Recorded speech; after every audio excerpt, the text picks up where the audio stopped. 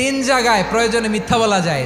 এক নাম্বার, আপনার ওয়াইফকে খুশি করার জন্য, সে একটু এরকম না বলে একটু কৌশল করে বললে খুশি হবে, ওটা বলা যায়। দুই নাম্বার, জীবন মরণের ব্যাপার, যান বাঁচানোর জন্য একটু কৌশল করে ঘুরিয়ে বললেন, এটা জায়েজ। তিন নাম্বার, দুইজন ঝগড়া লাগছে তাদেরকে মিলিয়ে দেওয়ার জন্য কৌশল করে একটু মিথ্যা বলা, ঘুরিয়ে বলা যায়। দুইজনের মধ্যে দেখলেন যে সম্পর্ক খারাপ, একজনরে বললেন, ভাই সে তো ওই দিন আপনার ব্যাপারে অনেক প্রশংসা। কি আমার ব্যাপারে প্রশংসা? কি বললো? এই বললো আপনি নাকি এই করছেন ওই করছেন, অনেক প্রশংসা। লোকটার মন খুশি হয়ে যাবে তার ব্যাপারে, ঠিক কিনা?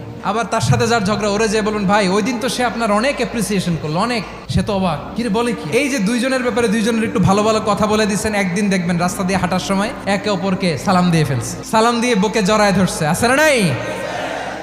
আবার মিলমিশ হয়ে গেছে। কিন্তু আমাদের স্বভাব হইলো, দুই প্রতিবেশী যদি একসাথে বসে একসাথে হাঁটে, দূর থেকে দেখলে আমাদের জলে, আছে না নাই? ঘটনা কি? এই দুইটার মধ্যে এত মিল কে? এই দুইটার মধ্যে গিরিঙ্গি লাগানো যায় কিভাবে? আল্লাহর কাছে তওবা করেন, এই মানসিকতার যেন আমরা না হয়, আমরা মিলিয়ে দিব।